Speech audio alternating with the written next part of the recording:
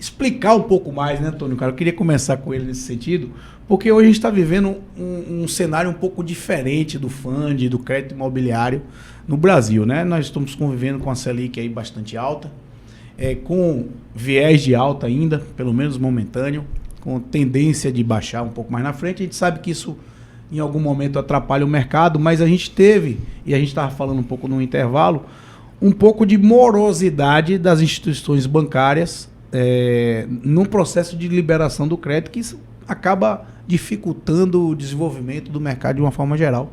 Mas nada melhor do que você dizer um pouquinho assim, resgatar um pouquinho aí de um ano atrás para cá, o que foi que aconteceu, que isso ficou um pouco mais moroso e como é que está hoje, o que é que você está vendo para frente, né, de possibilidades aí de melhorias, né? Perfeito. Então vamos resgatar desde 2024 para cá, né? 2024 se falava muito no início do ano, né? Graças a Deus aí eu acertei lá na minha previsão lá no início de 2024 e que seria um ano ruim, né? A gente ouviu isso depois, só em julho, agosto, quando começaram a sair os números, que aí o pessoal começou, não, pode ser que seja bom. Ele não foi bom, né? Ele foi o segundo melhor ano da história do crédito imobiliário. Né? Você tinha tido, né? Era todo um terror, desesperança, né? Né? Isso é muito ruim, né? Criadores do Apocalipse, muito ruim, as pessoas dando previsão sem base em número, né? Então 2024 foi o segundo melhor ano da história e tiveram algumas coisas, né, trazendo aqui para você. A gente teve agora, falando um pouco, Azevedo, janeiro de 2025 foi o segundo melhor mês de janeiro da história. Imagine. Fevereiro de 2025 foi o melhor mês de fevereiro da história, tá? Que então, maravilha, o pessoal precisa estudar mais os números para previsão é uma coisa séria, né? Porque você toma uma decisão, né? O empresário toma uma decisão com base nisso. E hoje saíram os números de março, né? Estou trazendo aqui praticamente a primeira mão. Quase que um fundo de reportagem. Esse é o primeiro corte. A gente teve aqui em março, tá? 10 bilhões de aquisição, né? A gente está falando aqui de números de quê? Da ABECIP e do SBPE, que é o Sistema Brasileiro de Poupança e Empréstimo, e a ABECIP, para quem não sabe, é a Associação Brasileira de Entidades de Crédito Imobiliário e Poupança. Tá? Então, foram 10 bi de aquisição, 1 bi e 500 para construção, ou seja, para vocês incorporadores fazer os empreendimentos, totalizando de 12 bilhões. Tá? Ou seja, houve uma queda de março para fevereiro em torno de 5% e de março para março de 2024 de 6%. Tá? Então o pessoal falava aí em uma queda de 30%, uma queda de 40%, certo? E a gente viu, né? A gente estava até conversando aqui, né, Azevedo, como as coisas não são assim tão rápidas aqui, né? A absorção do aumento ou da baixa da Selic, a gente também já teve Selic de 2%, então não aumentou vertiginosamente, né? Então o que acontece? A gente entende que o ano de 2025 vai ser um ano que alguns nichos vão ter que ter um pouco mais de preocupação do que outros, né? Já falando um pouco mais até do que você pediu, mas a gente acha que vai ser um ano de 2025 bom.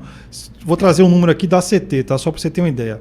A gente, no primeiro trimestre de 2025, a gente já teve 12% a mais de procura por crédito, ou seja, pessoas físicas e jurídicas buscando crédito, 12% a mais do que foi no primeiro trimestre de 2024. Lógico que isso não quer dizer que vai todo mundo ser aprovado, mas, ou seja, se há uma demanda muito se a demanda grande, acaba, né? acabou tudo, né? Mas a demanda está aquecida e está colocando. Agora, trazendo a sua pergunta, para não ficar muito extenso, você perguntou a questão do prazo, né? Uhum. A gente teve, entre setembro e outubro do ano passado, a gente teve algumas restrições que a Caixa Econômica colocou, né? Certo? Trazendo aqui a ponta, ou seja, não iria fazer financiamento de imóveis acima de 1 milhão, reduziu o LTV para 7, que é o que é o LTV? É o percentual máximo de financiamento ao adquirente final. Então, reduziu de 80% para 70% na tabela SAC, que é o Sistema de Amortização Constante, e reduziu de 70% para 50% da tabela Price, e também novos clientes que já fossem clientes Caixa não poderiam fazer financiamento, desde que, certo, financiamento normal. Agora, se fosse de financiamentos com produção Caixa, com financiamento Caixa, ou de leilão, podia. Então, isso aí foi outubro, novembro, dezembro. O que aconteceu? Isso sobrecarregou os outros bancos que aumentaram as suas carteiras, e ninguém está, certo? A gente coloca a nossa empresa pequena, média ou grande, ninguém está Preparado para para crescer receber, desse certo, porte. uma grande quantidade de clientes. Então, o que aconteceu? Certo? O processo que era de 10 dias úteis, de 15 dias úteis, passou para 25, para 30 dias úteis. Houve... e quando a virada de 2025, a Caixa, às vezes sabe muito bem disso, manteve todas essas restrições que já se acumulou no mercado. Houveram também alguns outros bancos que reduziram para 70%. Então, isso fez com que a alta demanda que está existindo, o prazo de análise de crédito dos bancos, né, ficam mais lentos, e daí a prazo da análise jurídica mais lento, da análise de engenharia também mais lento, e a emissão do contrato mais lento. Então, não é uma coisa que foi sistemática para acontecer, é por um outro uma motivo. arrumação de mercado. Uma arrumação de mercado em função do principal agente financeiro, que detém exatamente mais de 70% do crédito financeiro. Ele Ter criado algumas restrições e, evidentemente, fazendo aí Só que isso já está mudando. Sim. Certo? Vamos supor. Isso já está mudando. Os prazos já estão melhores, né? Principalmente, vamos supor, em alguns bancos a gente atua como se fosse uma BPO, né? Faz o processamento logo do início do processo. Então, tem banco mesmo que a gente consegue fazer um processo. Depois que aprova, certo? Em D0, D+1, a gente já está subindo a proposta, já pedindo laudo de avaliação, ou seja, a gente está voltando a ter emissões aí entre 10 e 15 dias úteis. O que era normal antes desse prazo. Maravilha. Tudo se acomoda. Isso, né? é perfeito. Isso Ou seja, vai acontecer. Um ajuste de mercado temporário. Agora, os critérios de crédito, eles estão um pouquinho acima do que eram antes. Né? Sim. Por questão de que medo de inadimplência, a gente viu alguns sinais aí que a inadimplência aumentou, né? Já vem sistematicamente acontecendo aí desde 2024. Né? Você tem uma captação líquida da poupança negativa. Isso faz o quê? Faz com que se reduz um pouco a capacidade de desembolso dos bancos, então, queira ou não queira, acaba ficando um pouco mais criterioso. Mas eu não vejo. Mas tem mercado para todo mundo aí.